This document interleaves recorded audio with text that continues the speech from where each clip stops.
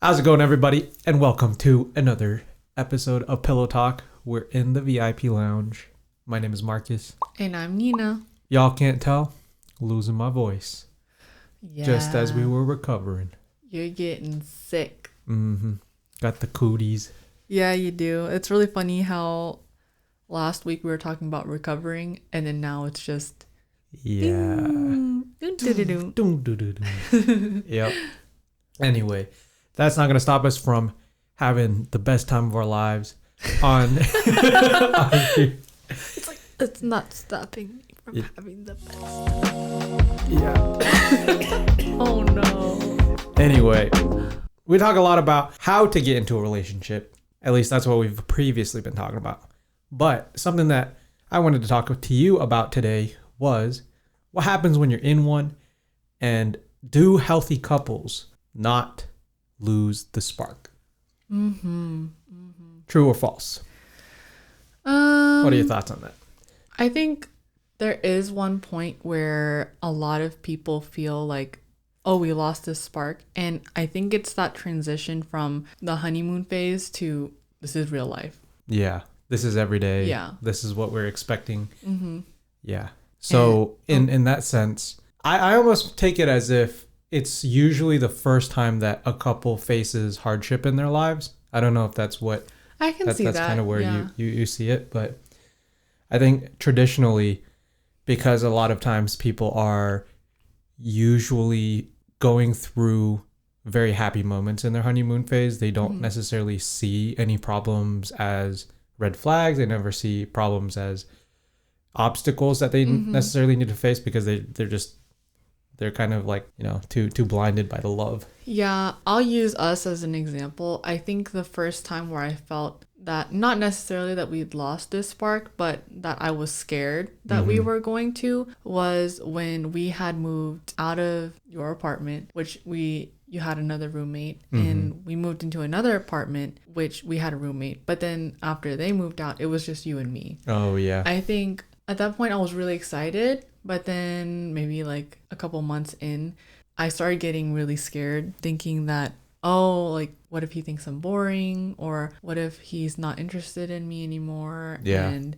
I think from there, it was just the transition of, oh, to other people, we're just, a couple, a happy couple. But then, like, with just you and me, we can be real. Yeah. Yeah. And I think dealing with those new real life emotions of another human being is what intimidated me. And, And to add on to that, I think that when you're living with somebody else, or when you have a roommate, it's easy to say, oh, tonight we're going to entertain and eat all together. Right. So you're always doing something. Or it's a reason for both of us to eat out, because then that way, we're not in the way.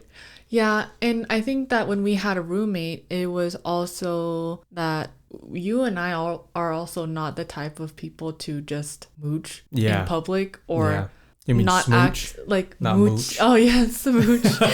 Or act like a super couple. Yeah, there's not a lot of PDA. Yeah, like we'll still hold hands and stuff, but it's not like I'm putting my tongue in your mouth or anything like that. But so with that in mind, when we had other roommates, it just felt like we were hanging out with friends. Yeah.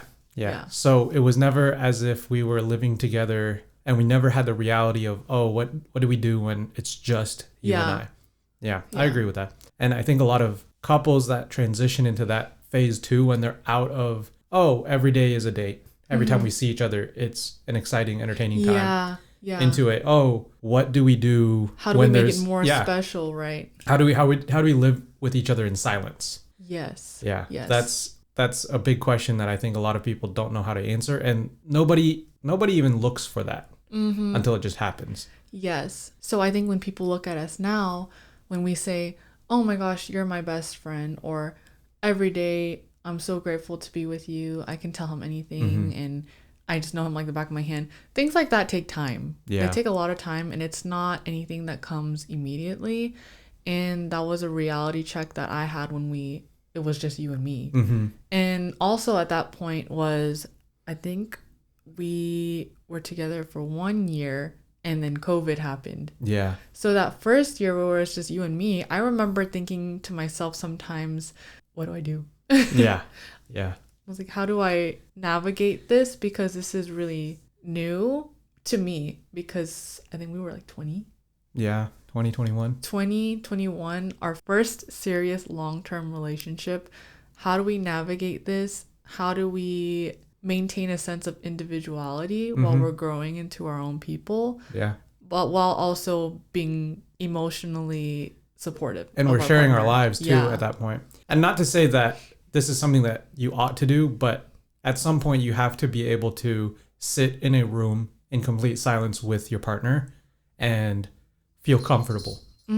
Because in my opinion, if you can't even do that, I think that is one of the biggest red flags, because if you're not comfortable with them in kind of like a safer space, you're never going to feel that. Or it's something that you have to develop or, you know, grow with each other to find out how you do that. Because ultimately, if this is something that you want to have long term and have as a serious relationship, you're going to have to be able to do that. There will be times where you have to sit and be comfortable with each other, especially in silence. So. Yes. I don't know if you know what this feeling is, and I wish there was a term for it, but you know when you meet someone and the way they talk to you, just they're not doing anything wrong. It's just you don't want to be emotionally available for this person because you just don't really care. Oh. There are a lot of I feel like that's like standoffish, right?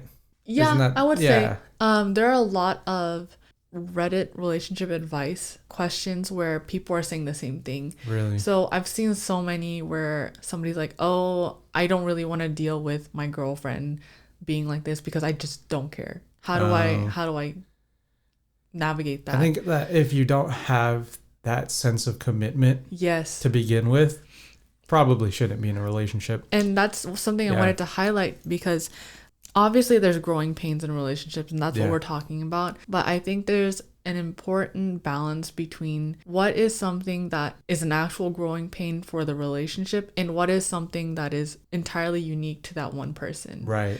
And I don't think I don't think that that's unique to that one person, because you could be standoffish with one person but be completely the opposite with another. Exactly. I think that's a matter of interest. I think they just don't care anymore. Exactly. So that's what I was going to say. If there's just something that, you know, you feel on your behalf, or you notice something about your partner that you can't change, that's probably a really good indicator that maybe you two are growing in like two different directions. And maybe it's time to have that conversation of, can we change together? Can we navigate this together? And if not, it wasn't meant to be. Try again. Cool.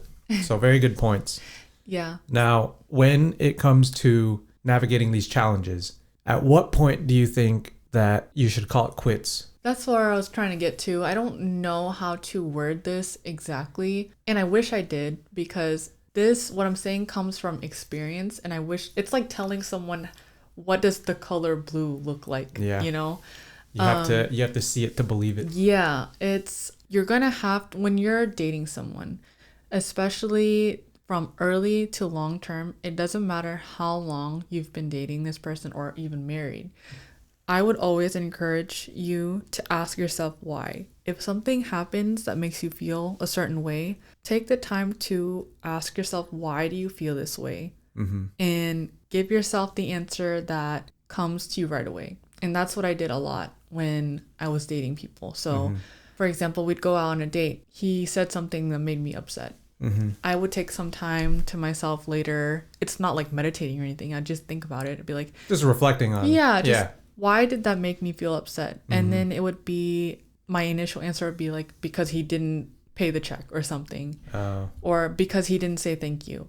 And it would go even deeper than that. Why did the fact that he didn't say thank you bother me? It's steps to get to a root cause. And since I'm doing it by myself, it doesn't matter how silly or trivial it is. It's helping me find a root cause and maybe a pattern that maybe it's prevalent in this relationship, or maybe it's prevalent across a lot of different people. And if it is prevalent across a lot of different people, maybe it's me. You See, know? that's something that I think more people need to do is reflect on different scenarios and how they affect your personality, how they affect your situation and your experiences. Because too many times, I think that when somebody goes on a date, first, second, third, could be 10th, they could have seen each other for 2 months. The first thing that they say is, oh, it didn't work out. But there's never a why, like what happened. And then, two things could come up. One is they either say, oh, we just didn't mesh. Or the other thing that they could say is, oh, this person was just a terrible person. They point out all the flaws of that person, right? But then it's never a question of, did I do something wrong? Yes. Right? So Yeah. there's one point of, okay, sure, maybe this person wasn't right for you to begin with, but was there something that you did that maybe wasn't great? Right? Exactly. Let's normalize being wrong. Yeah, I mean, and you don't have to blame yourself for everything, because I think that that's also a common thing that a lot of people do. It is but such a common thing, yeah. maybe don't blame all of your misfortunes on, life just hitting you with Meeting the wrong person. Yeah. Because for all you know, actually, no, scratch that. Everyone is the right person to someone else. Right. Period. Yeah. I also think in today's dating world, or even just any type of relationship, I find it true that people give up too easily. Yeah. But also that sometimes people don't give up fast enough. Don't fail fast enough. That's so right? tough. And that's so tough to figure out, because when I say like, oh, this person, these two don't mesh because of maybe this person likes to hang out a lot, this person doesn't like to hang out a lot. Or this person wants to have kids, this person doesn't want to have kids. That's an indication to, find other people. Yeah. But you have so many gray areas, like, oh, he just doesn't like to go out. So a compromise is, I go out, but I keep in touch to let him know I'm okay. Yeah, I saw one that was interesting where it was, oh, it's a shame that my husband doesn't like to travel, so I just travel and I send him all the photos, like, alone. So that sucks, because it's a weird situation. That's a little weird to me, it's a weird but situation. if it works for you guys, that's the most important part. Right. I think at the very core, it needs to have a mutual sense of respect, and you both have to be okay with it. Yeah. Sure, if he doesn't like to travel and that's the only thing that is different between the both of you and you want to travel, sure, if you go to travel and he has no problem with it, who cares? Right. So let's bring a little bit of nuance into this. What happens when kids are involved? Because I feel like a lot of times parents separate for a lot of reasons. Yeah. And it never benefits the kids. But then at the same time, if the parents stay together, all the arguing, all that bickering doesn't help it either. It's so bad. The household situation is so screwed. Yeah. One way or the other, right?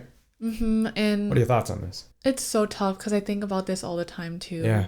Your relationship with your partner is the first model of what a successful relationship looks like to your failed. kids. Yeah. No, even if it's failed, that's what your kids think is a successful relationship. That's because they attribute, oh, mom and dad are together and they're together forever since I was born. Right. That means it works. Yep. And even if, say like dad makes snide remarks to mom all the time, they're going to think that that's an indication of love.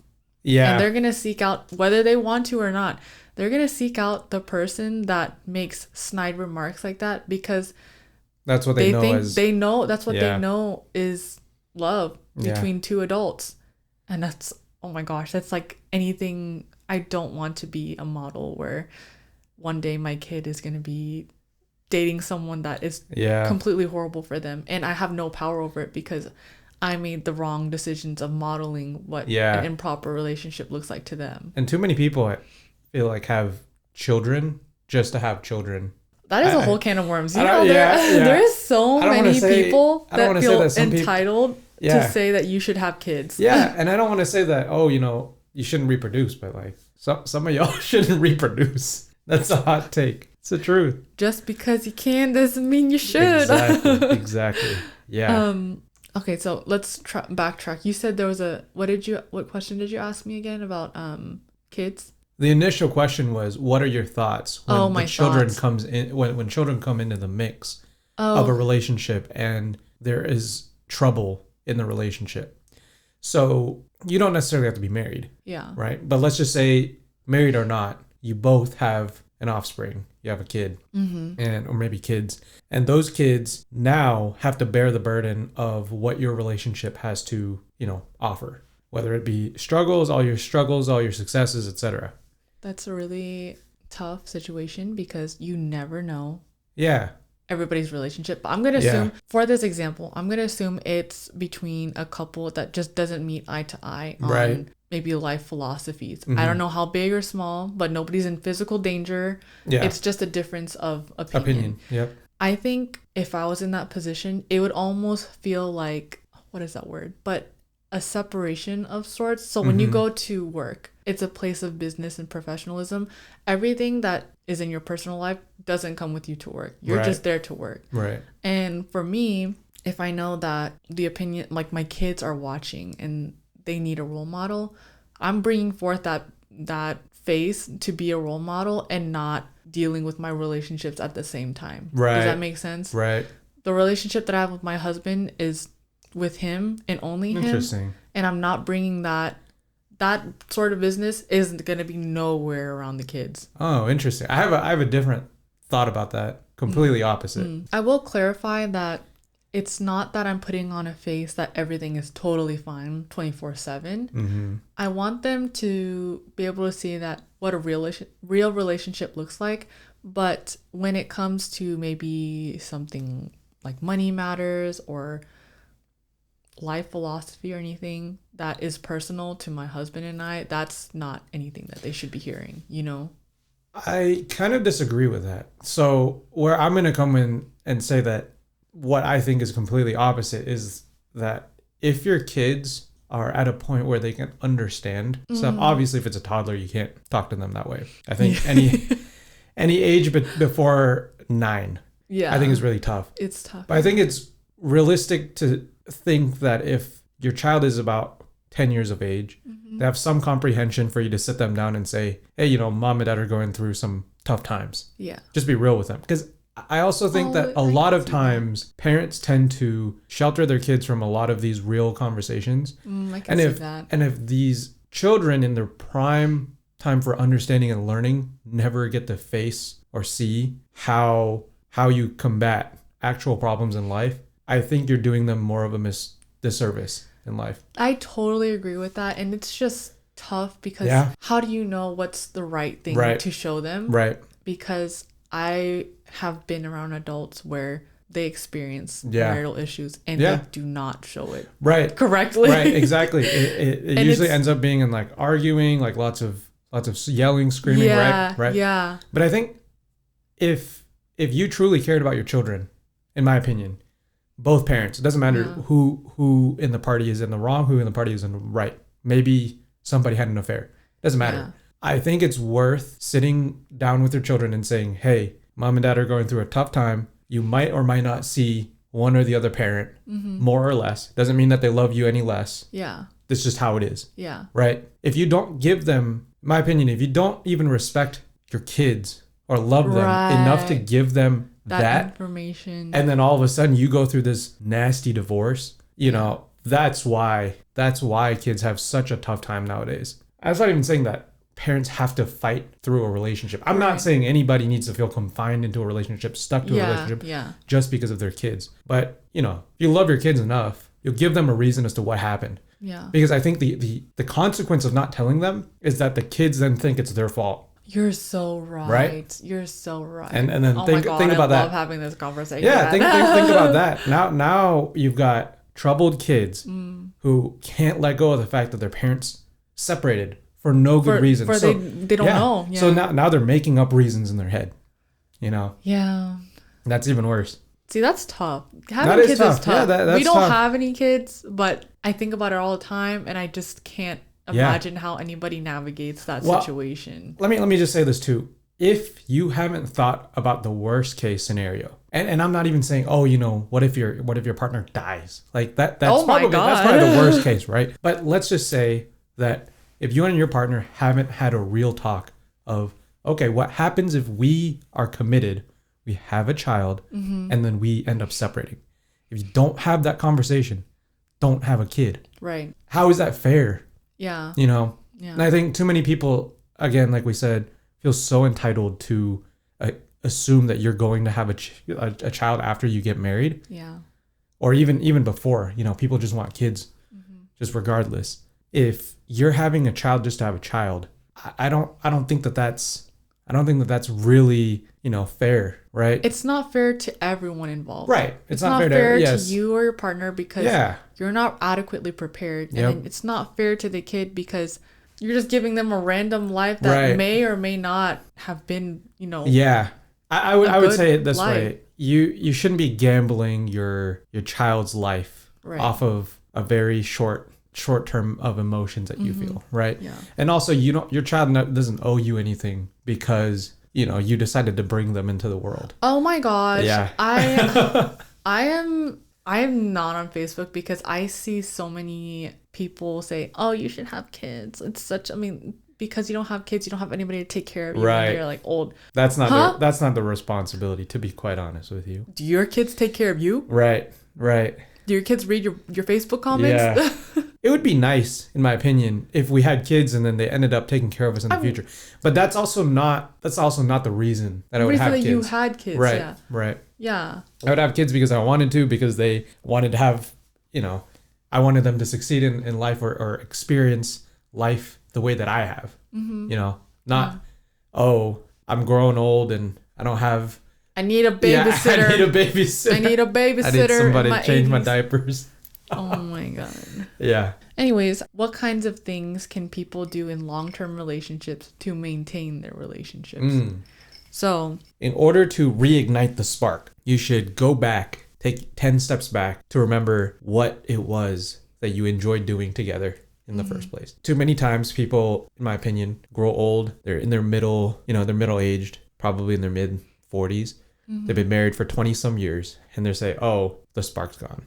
Or it could even happen sooner or later, right? I think people hold themselves with too strict of standards to say that, we can't act as if we were teenagers. We can't act as if we were younger again, because they feel that insecurity of, I might look silly or whatever it is. Right? Oh my gosh. But there's nothing wrong to say. You should feel some type of happiness, some type of joy, some type of excitement. Like those butterflies in your stomach type of feel. A lot of times that gets attributed to, you're either in the honeymoon phase or this is what young love feels like. But is that so wrong to have every once in a while just to keep the spark up? And that's terrible to even say that, you've gotten into the situation where you don't even feel a spark. But, maybe the spark isn't gone. You just haven't given yourself the time to feel it. Yeah. In preparation for this, I actually read a lot of articles, and a lot of people have been saying that some people have said it's just a loss of desire.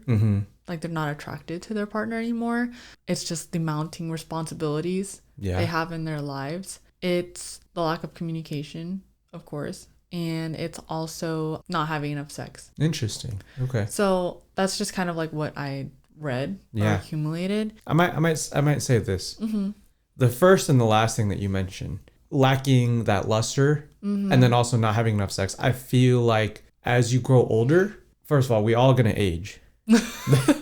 We're not gonna look like our prime, and we're not gonna move like our prime. Okay, so both of those can likely decline. Yeah.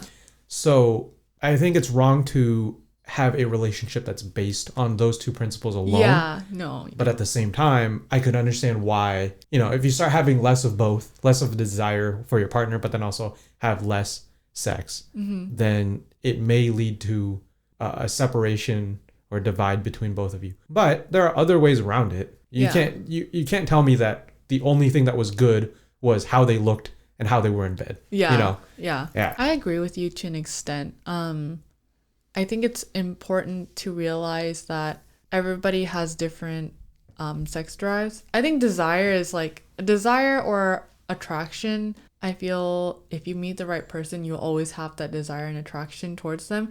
It's not always physical either. Yeah, it's the emotional or at least for me, it's emotional. And because I love you so much, I'm always attracted. And, I desire you. But I think it's important for couples to realize that yes, sex will decline, especially after marriage, I feel, a lot of articles I read at least said Yeah. that sex declines after marriage. But after marriage, you've already made that commitment. So I think a lot of couples feel that, oh, we're boyfriend and girlfriend. We don't know if we're going to be together forever. So let's just do it, you know? Interesting. But this is my hypothesis. But I think after marriage, people feel that, oh, they're going to be here forever. I don't need to. Right. So they Rush could just to be do like, that. oh, you know, we got next week. Yeah. And then we got next week. We have and then we have next eternity. Next week comes, but it never happens. Yes, and I feel that one partner may feel neglected or resentful because they're like, oh, things just weren't the same way they were when we were kids or when we were dating. And I think it's just important to have that conversation, or maybe even just, I don't know how to word it, because I feel like we kind of went through something similar when we had that transition from living with a roommate to just us. Yeah. It was kind of, I think for me, an insecurity because it was like, oh, do you still even want me? I see. You know? Yeah. But I don't even remember how we navigated through that. It was just through a lot of time. I think time, conversations, communication. Yeah. Yeah. That I can't emphasize that enough, because if you're willing to throw in the towel so quick, yeah, probably wasn't meant to be. Or, you know, your partner might not be even the issue. If you're the one that's throwing in the towel, could be you, you know. You don't have the patience, you don't, and there's nothing wrong for that necessarily, but realistically you got to think about, if this is somebody that I'm willing to spend that much time with and be committed with, is this something that I can endure? Right? Or it's even something worth making a compromise for. Right. So the only reason why I mentioned it is because I'm not subscribed to it, but when we were doing our wedding things, they're a wedding marriage blog. They sent me this article saying why maintenance sex matters in a relationship. Okay. So it's things like having a quickie, or things like having sex just to have sex with your partner, because it's developing a sense of connection to your partner. Right. Letting them know that, hey, I still am here and I still see you. I still see you and I'm still attracted to you. And while you're living your daily lives, like, you're still being emotionally vulnerable. Right. While also being physically vulnerable. Yeah. So it's maintaining your your marriage, I guess. Get it done as often as you get your oil changed. Yeah. Unless you never get your oil changed. And that's another problem. Yeah. I've also heard that when kids come into the picture, it's a lot tougher. Yeah. Because now your priorities shift. Kids are always around. You always have to watch out for them. Yeah. That type of stuff. Right? Yeah. Think about it. It's tough. It's tough to navigate when you have so many things that are going on. Yeah. And kids make it even tougher, because it's almost as if having a roommate, but this roommate is yours. is yours. Yeah. Yeah. Yep. You can't escape them. Yep. 24 hours a day. Exactly. 7 days a week. Exactly. They'll make it 8 if they wanted to. Yep. All right. Another tip that we've got is to go on regular dates. Like I said, remember the things that kept your relationship started in the first place. Was it going on walks in the park, watching a movie together, having a nice dinner every now and then? Those are reasons why you stayed. And I'm not saying that those are the only reasons, but if you wanted the spark to come back, it's always nice to have a date or an activity that you both remember doing as like a younger couple and following through with it. I think that's really important. A lot of people get lost in life. And then again, think like you mentioned, when you're committed to somebody, you think, oh, we see each other every day. There's always next time. And then next time never comes. That's probably a big reason as to why a lot of people don't ever see that spark. Yeah. Yeah. One big thing for me is also recognizing how I love and how I want to be loved, and how my partner loves and wants to be loved. And I find that I really enjoy spending time with you, where we can talk sincerely and joke around. And I find that quality of time is very quality. Yeah. And I don't know if that's the same for you. Maybe I feel like you like doing things instead of doing things and talking a little bit, but I really enjoy just having conversation with you. And I find that just makes me love you even more. See, I think what you mentioned about doing stuff, probably just a little bit of crackhead ADHD. You love doing stuff. Like, I do love doing stuff. You love it. But I also like, you know that you don't have to do anything when I do stuff, just as long as you're present. That's pretty much, Yeah. we get to shoot the shit here and there while I'm, tinkering with whatever. And then at the end of it, it just feels like quality time. Yeah, you are very I guess that is quality time. You enjoy a lot of whenever you have to do housework or I guess yard work and you're just there goofing off and you enjoy it. And for example, for me, I really like it when we lay in bed and we just talk for hours going to bed. Yep. And now we're doing it in front of you. But yeah, those are just a few examples. Yeah. So hopefully those give you an idea as to how you can reignite the spark, if you're even questioning that. Or maybe you keep it in your bookmarks for in the future. Maybe revisit this if you have any questions about having kids. Yes. Yeah. Ask yourself some real questions. Ask each other some real questions. We're going to transition over to playing some games. Okay. We're going to play the couples game to start off with, and then we'll end off with We're Not Really Strangers. Yeah. We know that we haven't been keeping up with We're Not Really Strangers.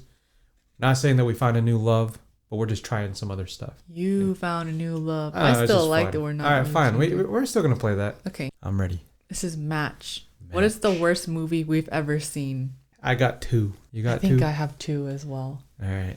Are they both Sony? Yes. I know exactly which one. Okay. Is number 1 Morbius? Yes. And number 2 Madam Web? Yes, it is. Yeah. Which sucked because we went for Madam Web for Valentine's Day. Yeah. And it was a real flop. Sony, you made our Valentine's Day suck. Yeah. We want a refund. I'm just kidding. Kind of. Yeah. It was just... Both of those were weird because it felt there was so B-list. And there was no plot line to it until the end, pretty much. And nobody got their powers until way late in the movie. So you're just sitting there watching basically somebody's life story get told. And then at the end was, all right, we spent too long explaining this stuff. We got to wrap it all up. Thank you. Bye. You get your powers in the last 45 minutes. You save these girls and that's it. Yep. There was a flash of these girls having their powers and nothing else. But it never happened. It never happened. Yep. Spoiler alert. Anyway. Yes. And then Morbius, I couldn't even stay awake. Fell asleep. All right, next one. Okay, Match. What would be our go-to karaoke song to sing together? Interesting. I know which one you want. Oh, really? But I know it's not the one that I would want. You want Dancing in the Moonlight. Oh, no, I don't actually. Oh, I was going to say, which one's that one? The older one that was, Wouldn't It Be Nice If We Were... Oh, you like that one. I do like that one. I'll play the song that I like. Don't bullshit that. You don't know half the words in that. I only know, what's it called? I only know 3 words. Sing that part. No, I only know 3 words. No, you can't. Hawaiian roller coaster. You can't sing a song. You can't karaoke a song when you don't know half of the words. You can just sing like the 4 syllables that you know. I mean, the 4 words that you know. That's successful karaoke. That's a disrespect to the culture. Anyway, that was our go-to playlist. I mean, we can listen to it, but we're not gonna sing it in a karaoke. I would not dare but butcher the language. I'm only singing the English parts. That's not karaoke. Is it not karaoke if you still sing to it? No. That's just called singing along. It's the same thing. No, it's not. Anyway. It's literally the same thing. We're going to move on to We're Not Really Strangers. What would a day of completely spoiling me look like? Spoiling you? Mm-hmm. And I'll answer it the same for you. Okay. You wake up. Breakfast in bed. Okay. Pets taken care of. Oh, yes. SpongeBob on the screen. And you got some of your favorite video games like Stardew Valley, Animal Crossing, something that you could play throughout the day. And we take a break and then we go get coffee or boba. Yeah? And then we come back, we relax, you have a nice warm shower, and you're just chilling for the rest of the night. We watch a movie. That's it. Pretty simple. Actually, one more thing. You like to get cards and flowers too. Yeah. Add that somewhere in there. A surprise. I will love that. Yep. I will love that. I'm simple. I'm chill. I'm simple. I'm an easy girl to take care of. Sure. And you only forgot to go to Ulta and Sephora. Yeah, and no, IKEA. that's not happening. That's not happening. Buy a magic eraser at that point. Doodle Bob. Yeah. Doodle Bob. Okay. So for you, spoiling you, you would also wake up. Wow. If I didn't wake up, that would be a bad day. You would wake up. I know you'd want to go to the gym. Yeah. So go to the gym first thing in the morning. Maybe come back to shower. Go to get coffee and breakfast. Yeah. I'll take you to Micro Center. Why not? What for? You've just to walk around. I know you like I it. guess. Upgrade a PC or something. Get something. Damn. Get Okay. something we can do together at home. Yeah. So we come back home, working on this project together. We make a nice lunch, and then chill the rest of the day. All things are taken care of. Dishes, laundry, pets, all taken care of. We can go get some drinks, come back, Wow. lay on the couch, watch a movie. I know, and not even just watch a movie. Find a good TV series and binge it all night long. And it's gotta be good. Fun. And it's gotta be good. No, it's gonna be. I'm holding the mic. Okay, it's gonna be Grey's Anatomy. That's a pretty good one. But I'm thinking, Inception level mindful. Like, you know what I'm saying? Like Loki is like. Yeah, you want more Loki. Yeah, or it doesn't even have to be Loki. Just something that absolutely makes you think about it. Yeah. For a long time.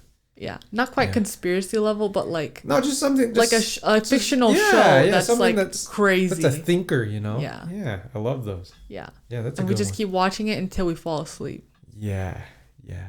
And the best part is that it's gonna be on a Friday because we don't have any obligations on like Saturday. Oh, okay. Do I know how to rizz you up or what? Okay. Yep, I'm chill. Yep. Oh, I love my man. Yeah. Good to know. Anyway, now everybody knows how to rizz us up. But they won't because it's not you. Okay. Anyway, that's all that we've got for today's episode.